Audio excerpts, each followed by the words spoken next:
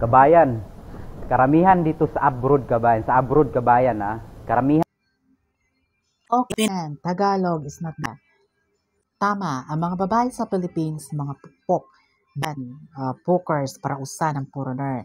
Binibinta nilang katawan na sa foreigner, iniiwan nila asawa nila sa Philippines, makikipagtalik siya, makipagrelasyon dahil sa pera, pobre, or something lot, and darkness. We have very different of Filipino man and Philippines woman. It's very difficult.